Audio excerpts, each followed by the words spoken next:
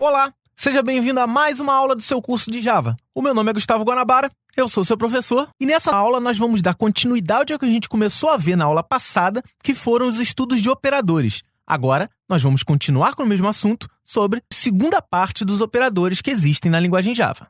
E se você é um gafanhoto esperto e que fez o curso de algoritmo, você sabe que eu vi alguns operadores aritméticos e ainda faltam os operadores relacionais e os lógicos.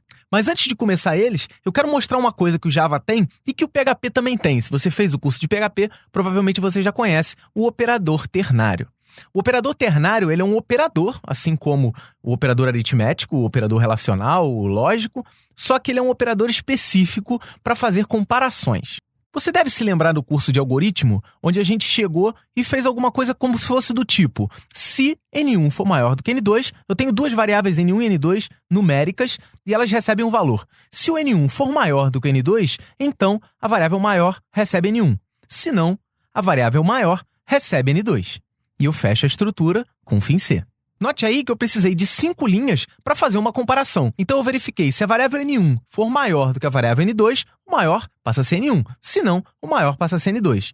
E aqui eu não tratei o igual, né, a possibilidade de ser igual. Nós estamos tratando com condições razoavelmente simples. E por falar em simples, o Java tem o operador ternário, que é isso que a gente está vendo agora, que facilita muito escrever esse mesmo tipo de expressão. Vamos ver como é que o Java trataria esse tipo de expressão de uma maneira simples, utilizando o operador ternário.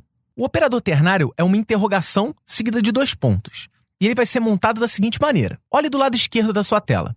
A variável maior vai receber ou N1 ou N2. E vai depender do quê? Vai depender se N1 for maior do que N2 ou não. Então, eu vou colocar, utilizando o operador ternário, maior recebe N1 maior do que N2, interrogação, N1, 2 pontos, N2. Ficou confuso? Vamos parte por parte, você vai entender. Percebe lá. Vamos tratar primeiro depois da interrogação. Você tem N1, 2 pontos, N2. A variável maior, que está lá no início, vai receber ou o que está antes dos 2 pontos ou o que está depois dos 2 pontos. Isso é, maior vai receber N1 ou então N2. Isso vai depender do quê? Do que está antes da interrogação. Se o N1 for maior do que N2, o maior vai receber N1. Se não, o maior vai receber N2. E percebe que o que eu acabei de falar foi o que está escrito do lado esquerdo. O Java, ele trouxe o operador ternário, e ele é ternário porque ele tem 3 componentes, o que vem antes da interrogação, o que vem depois da interrogação e o que vem depois dos 2 pontos. Então, são 3 operandos. E eles fazem o seguinte: o primeiro operador é uma expressão. Aí eu coloco uma interrogação. Depois, eu coloco qual o valor que vai ser atribuído caso essa expressão seja verdadeira, coloco 2 pontos. E, por último, eu coloco o valor que vai ser atribuído caso a expressão seja considerada falsa. Vamos fazer um teste no NetBeans para você entender melhor do que eu estou falando. Vamos, então, abrir o NetBeans. Quando o ambiente abrir, você vai criar um projeto novo. Você já está cansado de ver, né? Nós já estamos na 8ª aula.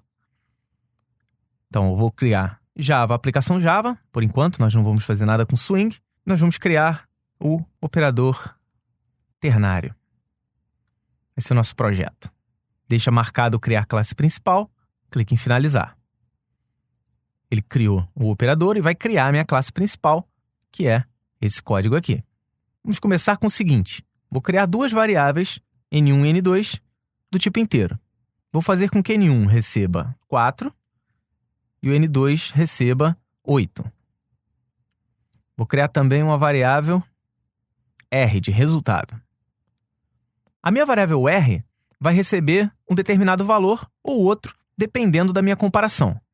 Então, eu vou ter lá, se o N1 for maior do que N2, interrogação, eu posso ou não utilizar esses parênteses, R recebe 0, se não, R recebe 1, ponto e vírgula. Então, o que vai acontecer? O R vai receber ou 0 ou 1. Depende do quê? Se o N1 for maior do que N2. Vou mandar mostrar o R na tela. Então, vou escrever salt em minúsculo, sem apertar espaço nem nada. Aperta a tecla Tab, ele se transforma. E vou mandar mostrar o R, que é o resultado. que vai ser ou 0 ou 1. Vamos analisar o código antes de executar. Se o N1 for maior do que o N2, o N1 vale 4, o N2 vale 8. Qual dos dois é maior? O N2. Então, o N1 é maior do que o N2? Não. Então, o R não vai receber 0, vai receber 1. Então, se eu apertar o play aqui, ele vai ter que me mostrar 1 na tela. Executei, ele me mostrou 1. Se por acaso esse 4 virar 14, agora 14 é maior do que 8. Então, ele vai me mostrar o valor 0. Executando, 0. Eu posso fazer como no meu exemplo, N1, N2. Isso é, se o N1 for maior do que o N2, ele mostra o N1. Se não, ele vai mostrar o N2. Executa, ele mostrou o N1, que é 14. Se eu mudar esse 8 para 18, agora o maior é o N2. Então, executando, ele vai me mostrar 18, que é o maior valor. Então, dependendo do valor dessa expressão, ele vai fazer isso daqui ou isso daqui. E o operador ternário também aceita fórmulas aqui dentro. Por exemplo, se o N1 for maior do que o N2, eu vou querer somar N1 com N2. Se não, eu vou querer subtrair N1 de N2. Vamos executar. Ele me mostrou menos 4. Por quê? O N1 aqui é maior do que o N2? Não. 14 é menor do que 18. Então, o que ele vai fazer? 14 menos 18, que é a subtração. Isso é, o N1 é maior do que o N2? Não. Então, ele vai fazer o que está depois dos dois pontos. Vai subtrair um do outro, resultado menos 4. Se eu transformar esse 18 em 8, agora sim, o N1 é maior do que o N2. Então, 14 é maior do que 8. Então, ele vai somar 14 com 8 e vai me mostrar o resultado, que é 22. Ficou claro? Então, o operador ternário ele faz meio que uma comparação composta, só que tem uma limitação. O resultado, se sim ou se não, ele vai ter que atribuir um valor para uma mesma variável. Então, no caso aqui, seria a variável R, que vai receber ou N1 mais N2 ou N1 menos N2, por exemplo. Então, o objetivo da condição é atribuir um valor ou outro a uma mesma variável. Se não for desse jeito, não adianta utilizar o operador ternário e aí você vai precisar aguardar até a próxima aula, onde a gente vai ver as condições. E a gente acabou de utilizar o símbolo de maior. Vamos agora aprender os outros operadores relacionais numa tabelinha esperta que eu preparei para vocês. Para aprender as alternativas ao maior, a gente tem que entender quais são os nossos operadores relacionais. Os operadores relacionais são o maior, que a gente acabou de ver, que testa se uma coisa é maior do que a outra. Por exemplo, 5 é maior do que 2. 5 é maior do que 2, então, resultado verdadeiro. Temos também um operador menor, que testa se alguma coisa é menor do que a outra. Por exemplo, 4 é menor do que 1. 4 não é menor do que 1, então, falso. Temos também o maior igual, que é maior ou igual a alguma coisa. Por exemplo, 8 maior ou igual a 3. O 8 é maior ou igual a 3, então, verdadeiro. Temos também o operador de menor ou igual a, que vai testar se uma coisa é menor ou igual a outra. Por exemplo, 6 é menor ou igual a 6. O 6 não é menor do que 6, mas ele é igual. E serve tanto menor quanto igual. Então, 6 é menor ou igual a 6? Sim, verdadeiro. Além disso, nós temos o operador de igualdade, que são dois símbolos de igual. Não confunda, um símbolo de igual só é atribuição no Java. Vamos ver, por exemplo, aqui, 9 é igual a 8. Não, 9 não é igual a 8, então, falso. Por último, temos o operador de diferença. Então, eu vou verificar se alguma coisa é diferente de outra. Por exemplo, 4 é diferente de 5. Sim, 4 é diferente de 5. Então, isso vai me resultar em verdadeiro. Os operadores relacionais do Java são bem simples de entender. Se você sabe algoritmo, você vai entender facilmente os operadores de Java. A única peculiaridade que ele tem é a mesma que o PHP tem, é a mesma que a linguagem C tem. Em vez de usar um símbolo de igual para testar a igualdade, eu uso 2. Não se confunda com isso, pequeno gafanhoto, senão você vai acabar tendo problemas lá na frente. E se você é um gafanhoto realmente inexperiente, realmente iniciante, você pode ter um problema que muita gente tem, só não assume que tem, que é saber a diferença entre o símbolo de menor e de maior. Eu vou mostrar um macete para você que não tem erro. Provavelmente a sua professora de matemática já deve ter te ensinado isso. Como é que eu vou saber qual o sinal de menor, qual é o sinal de maior? Basicamente é o seguinte, eu desenho os dois sinais, não sei qual deles é o menor, não sei qual deles é o maior. Eles têm uma parte em cima e eles têm uma parte embaixo, não tem? Vou cortar a parte de baixo pela metade. Percebe aí, ó, dá uma giradinha na cabeça. Não parece um 4? Ok, vamos fazer o mesmo no outro lado. Vou pegar a parte de baixo e cortar pela metade. Dá uma forçada aí na cabeça, dá uma virada na sua cabeça um pouquinho para a direita. Não parece um 7? Eu não acredito que eu tô te ensinando isso. Mas vamos lá, o curso em vídeo é pra isso. O foco é em iniciante. Você tá assim, nossa, eu não acredito que o Guanabara vai ensinar isso. Cara, eu também não acredito que eu tô ensinando isso. Mas, se você é um pequeno gafanhoto que tem problema com isso, nunca mais você vai esquecer. Agora vamos comparar. Qual deles é o menor e qual deles é o maior? Qual deles? Entre 4 e 7, qual é o menor? O menor é esse daqui. Então, esse é o símbolo de menor. O 7 é o maior valor. Então, esse símbolo é o símbolo de maior. Então, a partir de agora, não tem mais dúvida. Desenhou o símbolo, riscou a parte de baixo na metade, você vai ver se virou um 4 ou se virou um 7. Se virou um 4, esse é o sinal de menor. Se virou um 7, esse é o sinal de maior. Fácil? Um outro problema que nós temos é quando a gente vai comparar string utilizando o operador de igualdade. Vamos ver um exemplo aqui. Se eu criar 3 variáveis string, uma nome 1, outra nome 2 e outra nome 3, só que com estruturas diferentes, vocês vão ver que existem pequenas diferenças na comparação entre elas. Vamos ao NetBeans para entender melhor sobre isso. Vou fechar esse arquivo aqui, vou criar um novo projeto, Java, aplicação Java, e vamos criar um projeto comparação string. Vamos deixar marcado criar classe principal, finalizar. Os arquivos serão criados e a classe será mostrada. Vamos fazer o seguinte. String N1, nome 1, né? Vai ser Gustavo. Vamos usar nome 1 para ficar igual. String nome 2 igual Gustavo também. String nome 3 igual new string Gustavo. Eu mostrei para vocês que existem maneiras diferentes de declarar um mesmo objeto. E note que aqui eu não falei variável, porque quando eu uso string com letra maiúscula, string é uma classe, então ele automaticamente vai criar um objeto. A diferença de instanciar ou não utilizando a cláusula new vai fazer toda a diferença. Vamos entender melhor o que eu estou falando para você poder compreender direitinho.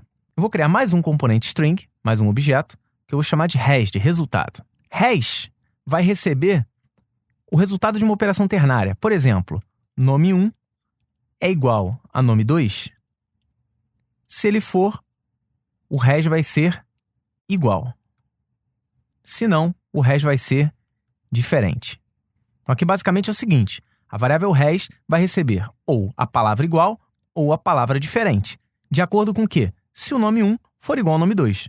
O nome 1 está com Gustavo, o nome 2 está com Gustavo. Então, tecnicamente, o que você espera é que na hora que eu mandar mostrar o resultado, ele vai me mostrar que nome 1 e nome 2 são realmente iguais. Apertando play, ele me mostrou a palavra igual. E aí, confirmou o que a gente achava. Nome 1 e nome 2 são 2 objetos que têm o mesmo conteúdo, têm a mesma estrutura. Eles são realmente iguais. E aí você vai falar, pô, Guanabara, qual a dificuldade disso? Vamos ver aqui um pequeno detalhe. Se eu tentar verificar se nome 1 é igual a nome 3, ou nome 2 igual a nome 3, se eu tentar comparar qualquer uma dessas duas com o nome 3, você vai ver que na hora de executar, ele vai me dar que é diferente. E aí você pode estar pensando, ué, mas todos os 3 nomes são Gustavo. Por que um é diferente do outro? O último objeto ele foi instanciado utilizando a cláusula new. Então ele não tem tecnicamente a mesma estrutura dos 2 de cima. E eles não são iguais. E aí você pode estar pensando, caramba, não entendi nada, porque eles são iguais. Não, eles não são iguais. O conteúdo deles é igual. Mas como você pode verificar isso? Vou te ensinar. Em vez de utilizar o operador relacional igual para testar se é igual, eu vou fazer o seguinte. Meu nome 1, como é um objeto, ele pode ter métodos. Então, nome1 ponto equals e entre parênteses, nome 3. Esse ponto equals é um método que verifica se o conteúdo de um objeto é igual ao conteúdo do outro. O que eu estou fazendo aqui é verificando se o que está dentro de nome 1 é a mesma coisa que está dentro de nome 3. No início, quando eu usei igual, ele me mostrou o valor diferente. Agora, quando eu executar, ele vai me mostrar que eles são iguais. Deu para entender? Para objetos, em vez de eu utilizar igual, eu vou utilizar equals. E isso serve para qualquer uma das classes invólucro que nós vimos em algumas aulas passadas. Dá uma voltada lá, vê lá que a gente tem as classes invólucros, é uma tabela gigante que eu mandei até você tatuar. Você não tatuou, posso fazer nada por você. E lá, esse equal serve para qualquer uma dessas wrapper classes. Outros operadores que você tem que conhecer antes de começar a programar efetivamente em Java são os operadores lógicos. Os operadores lógicos são os seguintes.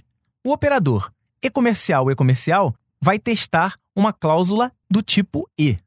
Por exemplo, verdadeiro e falso vai me retornar falso. Temos também duas barras em pé, que são a cláusula OU. Por exemplo, falso e verdadeiro vai me dar verdadeiro.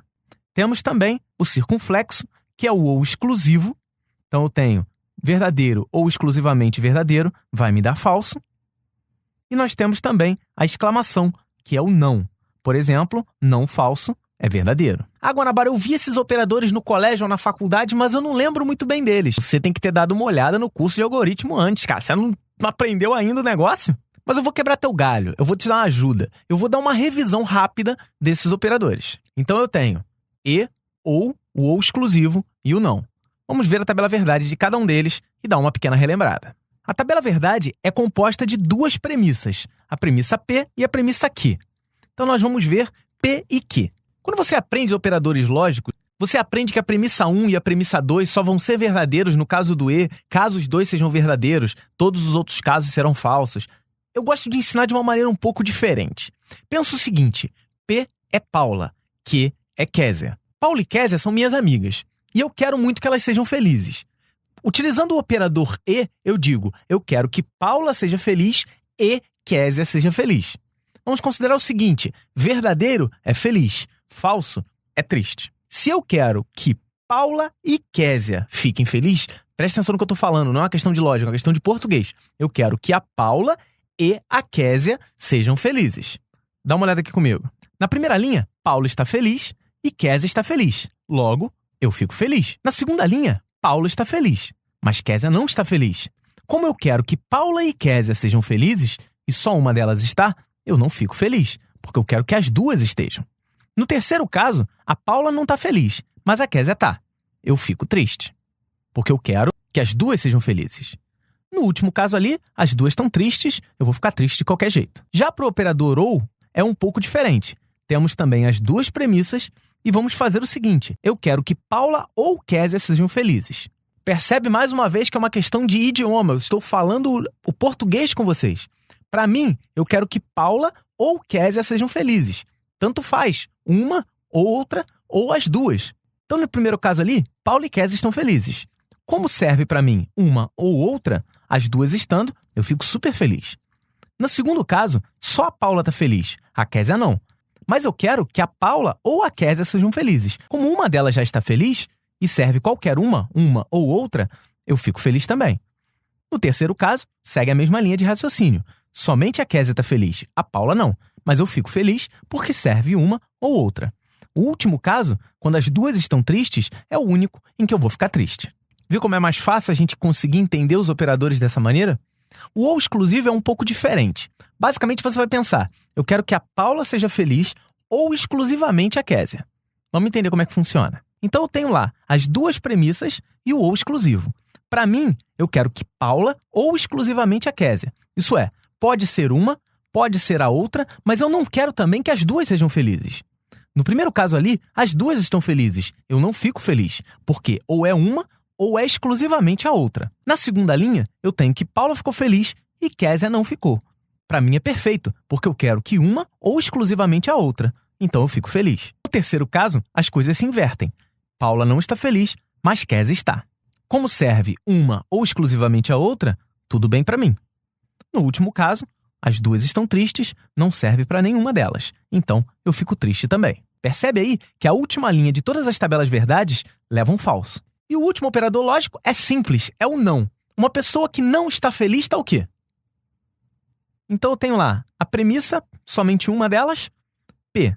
E eu tenho ali não P na segunda coluna. Então, uma pessoa que não está feliz está triste. E uma pessoa que não está triste está feliz. Com esse jeito de Paula e Kézia, fica muito mais fácil você entender os operadores lógicos, não fica? É meio idiota, eu assumo, mas fica mais fácil. Para facilitar ainda mais, para aprofundar ainda mais, para exercitar ainda mais, nós vamos abrir o NetBeans e fazer um novo projeto. Então, no nosso NetBeans aqui, vou criar um projeto novo, uma aplicação Java, próximo, e nós vamos criar o operadores lógicos. Vamos clicar em finalizar. Mantém marcado aqui classe principal, não se esquece disso. E eu vou vir aqui e criar 3 variáveis inteiras, x, y e z. Vou fazer com que x receba 4, y receba 7 e z receba 12. E vou criar uma variável lógica que é R de resultado. Ela vai receber verdadeiro ou falso, ela só pode receber 2 valores. Nós vamos fazer o seguinte, o R vai receber um valor de acordo com uma expressão lógica. Então, vou botar o operador ternário aqui. Se o x for menor do que y e o y for menor do que z, então ele me retorna verdadeiro. Se não, ele me retorna falso. Beleza? Então, R vai receber verdadeiro ou falso de acordo com essa expressão. Vou mandar escrever na tela o R para a gente ver como é que está funcionando. Então, aqui vamos analisar antes de executar. X é menor do que Y, isso aqui seria a expressão Paula, né? Seria a primeira expressão. X é menor do que Y, 4 é menor do que 7? Sim, verdadeiro, Paula está feliz. Y é menor do que Z, 7 é menor do que 12? Sim, Kézia ficou feliz. Se Paula está feliz e Kézia está feliz, eu quero as duas felizes, é o E, lembra disso? Então, verdadeiro e verdadeiro retorna verdadeiro. Então, vamos executar e ver se verdadeiro com verdadeiro dá realmente verdadeiro. Perfeito. Vamos fazer o seguinte, o Y é igual ao Z? 7 é igual a 12? Jamais. Então, Paula está feliz, Kézia não está feliz. Como eu quero uma e outra, ela vai me retornar falso. Vamos executar e o resultado é falso. Vamos aqui também agora substituir o E pelo OU. O OU são 2 pipes, né? Não faça a confusão que um aluno meu fez um dia, perguntou, Guanabara, para que serve o símbolo de pause? Ele chamou o OU de símbolo de pause, vai entender. X é menor do que Y? Verdadeiro. Y é igual ao Z? Não, não é igual. Verdadeiro ou falso é uma coisa ou a outra. Então, tanto faz uma ou outra. Então, ele retornaria verdadeiro. Executando, ele me retornou verdadeiro. Se por acaso eu substituir esse OU por um OU exclusivo, né, que é o circunflexo, esse é verdadeiro e esse é falso, Paula está feliz, Kézia não está, mas eu quero que uma ou exclusivamente a outra fique feliz. Nesse caso aqui, vai me retornar verdadeiro. Então tá lá, verdadeiro. Mas se as duas forem verdadeiras, por exemplo, X é menor do que Y? Sim. Y é menor do que Z? Sim. Os dois estão felizes. Só que como eu quero um ou exclusivo, não pode ser as duas felizes. Então ele vai me retornar o falso. Beleza? Se isso ficou complicado para você, eu tenho 2 motivos. Primeiro, você não está praticando. Segundo, você ainda não sabe algoritmo suficiente. Então, você não pode ter problema em relação a operadores lógicos e operadores relacionais para dar prosseguimento nesse curso. Nunca se esqueça, a partir de agora a gente tem a parte interativa. Então, você clica aqui, ó, aqui em cima, passa o mouse aqui em cima, se você está no computador. Se está no celular, provavelmente não é compatível ainda. Mas aqui em cima, no computador, você clica, tem um izinho. Clica nele, que aqui você vai ver 5 coisas que eu disse que são importantes para você assistir essa aula. Lá está, inclusive, a aula de algoritmo que você precisa assistir antes de fazer isso. Beleza? A partir de agora a interatividade está total, é só clicar no izinho que está aqui em cima na tela. E antes de terminar essa aula, você sabe, a gente sempre tem que fazer uma telinha bonitinha. Enquanto eu estou conseguindo fazer isso, vamos criar um projeto para utilizar esses operadores relacionais, o operador ternário e o operador lógico, utilizando a biblioteca Swing para criar uma tela bonita, porque essa tela feia aqui a gente não está muito acostumado. Vamos criar coisas bonitas. Vou fechar aqui meu projeto. Vou criar um projeto novo. Também uma aplicação Java. Só que eu vou desmarcar criar a classe principal. E vou chamar um verificador idade swing. Deixa desmarcado aqui, clique em finalizar, ele vai criar a estrutura do projeto, sem arquivo e sem pacote nenhum. Eu vou criar um arquivo aqui na mão, clicando sobre esse botão, e vou clicar em Form Swing, JFrame.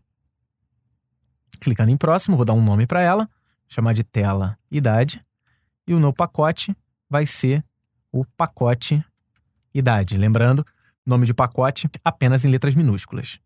Vamos finalizar. Ele vai criar um JFrame aqui. Também vai criar minha paleta e a minha janela de propriedades. E também criou o meu navegador. Caso essas telas não estejam visíveis, nunca se esqueça, janela, redefinir janelas, é a opção para você voltar com tudo ao normal. Você vai ter um mini infarto, porque ele vai sumir com a janela, né? Mas depois vai voltar tudo bonitinho. Vamos desenhar aqui a nossa interface. Vou fazer uma interface simples ainda, a gente está no início. Vou criar um label aqui. Dentro desse label, ó, botão direito, editar texto. Vamos colocar aqui, ano de nascimento. Então, aqui é o ano de nascimento. Também vou criar um label para a idade.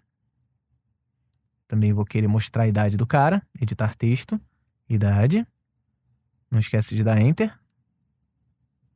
E o último label aqui que eu vou fazer, editar texto, situação. Aqui pode botar acento sem problema nenhum, porque é um label. Vou criar também um campo de texto. Aqui, ó, campo de texto. Não é a área de texto, campo de texto. Vou criar um botão, mais um botão. Vou colocar o texto aqui de calcular idade.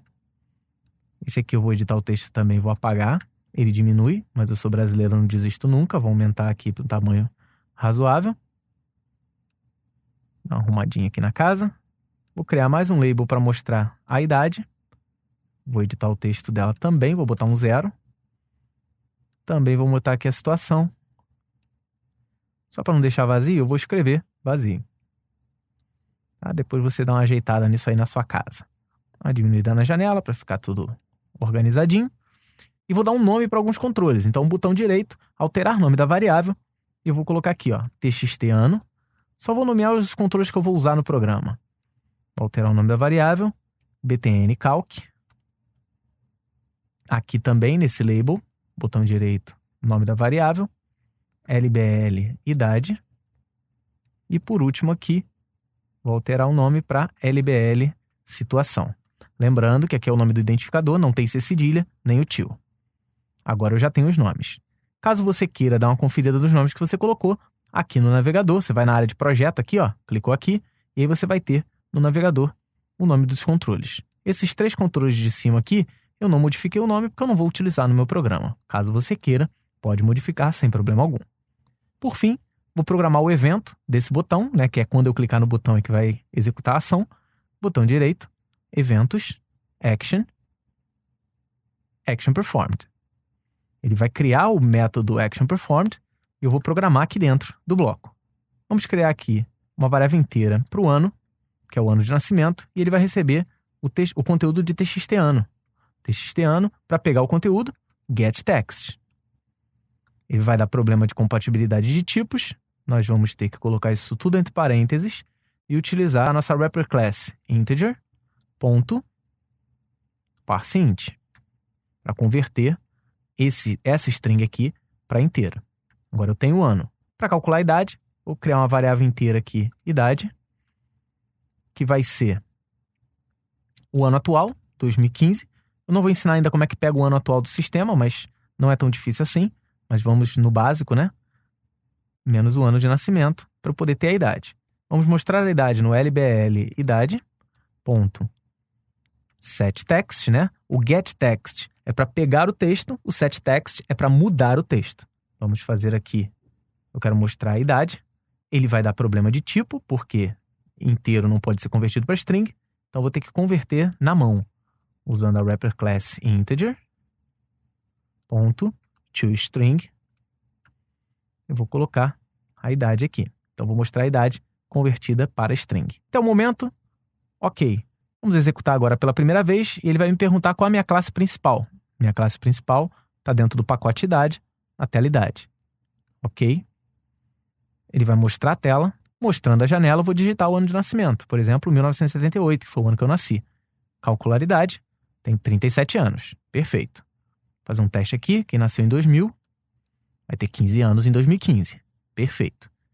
Vamos agora calcular a situação. A situação que eu quero é o seguinte: se a idade for 18 ou mais, ele é maior de idade. Se não, ele é menor de idade. Então, eu vou criar uma variável string aqui, que eu vou chamar de sit, de situação. A situação vai depender de uma condição. Se a idade for maior ou igual a 18, ele é maior de idade. Se não, ele é menor de idade. Ponto e vírgula. Agora falta mostrar o sit no lbl situação. Ponto setText. Eu não vou precisar converter nada, é só mandar mostrar sit. Porque já que o setText precisa de uma string, sit é uma string. Então, sem problema algum.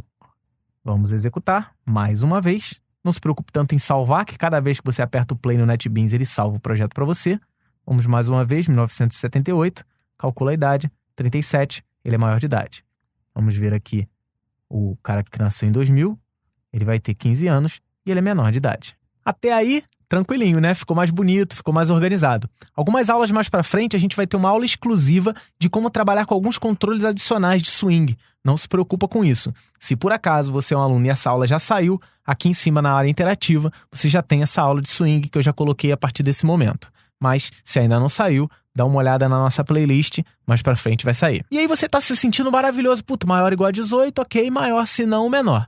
Mas o grande problema é quando você vai criar um programa e você tem situações específicas, como, por exemplo, votação opcional.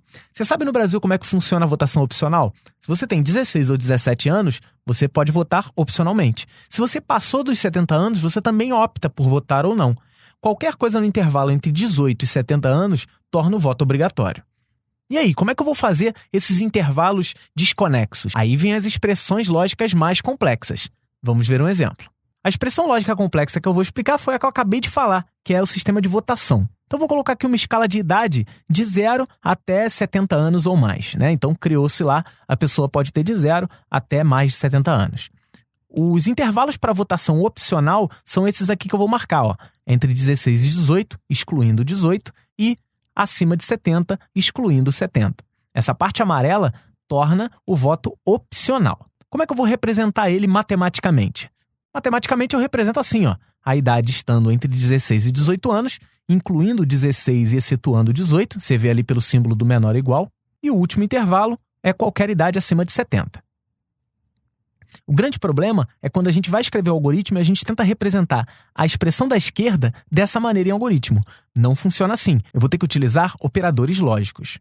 Então, analisando aí, eu tenho que a idade é maior ou igual a 16 e menor do que 18. Perceba o que eu falei aqui. Eu falei que a idade é maior ou igual a 16 e também é menor do que 18. Eu usei, ó, e também. Como é que eu escrevo isso no algoritmo? Simples. Eu vou colocar a idade é maior ou igual a 16 e a idade é menor do que 18. Viu que eu utilizei o e aí? Então, no meu português, na minha forma de falar, eu já utilizei o e. A outra expressão é fácil de fazer. Acompanha comigo. A idade maior do que 70 é só fazer idade maior do que 70, sem problema algum. O problema começa a surgir quando eu quiser juntar essas duas, porque o voto opcional acontece quando ele está no primeiro intervalo ou então quando ele está no segundo intervalo. E aí, presta atenção na minha frase de novo. Eu falei quando ele estiver no primeiro intervalo ou então quando ele estiver no segundo. Ou então, é só utilizar o ou. Presta atenção como é que a gente faz isso no Java. Basta colocar as duas expressões entre parênteses e colocar o operador ou no meio. Sim, é simples assim. Vamos fazer a alteração no nosso código em swing que a gente fez para dizer se o voto é opcional ou se não é opcional. Aqui no meu NetBeans eu vou substituir essa expressão aqui para o seguinte. Se a minha idade estiver entre 16 e 18, então se a minha idade for maior ou igual a 16 e a minha idade for menor que 18, vou botar tudo isso entre parênteses. A Guanabara já tem um parênteses ali. Não tem problema, você pode criar outro. Ou então, abro e fecho parênteses de novo, a minha idade é maior do que 70 anos. Então presta atenção aqui, ó. A situação vai ser, se a idade estiver entre 16 e 18, ou então, se ela for maior que 70, ficou fácil de ler assim, né? O voto é opcional. Se não, não é opcional. Vamos executar. Com a janela na tela, 1978, calcula a idade, 37, não é opcional, meu voto é obrigatório nesse caso. Se eu nasci em 1900, eu já tenho 115 anos e meu voto é opcional porque eu passei de 70 anos. Se eu nasci em 1996, eu tenho 19 anos, ele já é obrigatório. Se eu nasci em 98, eu tenho 17 e ele é opcional. E aí você pode estar pensando, mas Guanabara, quando não é opcional, ou ele é obrigatório ou ele é proibido, né? Se eu tiver menos de 16 anos, o voto é proibido. Eu não posso votar com menos de 16 anos. E aí é o problema, porque o nosso operador ternário, ele não vai suportar esse tipo de possibilidade adicional. E aí eu vou precisar partir para minhas estruturas de controle e ver quais são as condições que eu posso criar. Mas isso só vai ficar para a próxima aula. Eu criei a necessidade aqui. Na próxima aula a gente resolve ela, na hora que a gente aprender as estruturas de controle condicionais. Eu espero que você esteja gostando do curso. Eu espero que você se inscreva, ó. Clicando aqui, você se inscreve no curso. Basicamente, a gente já está com mais de 52 mil inscritos no momento em que eu gravei esse vídeo.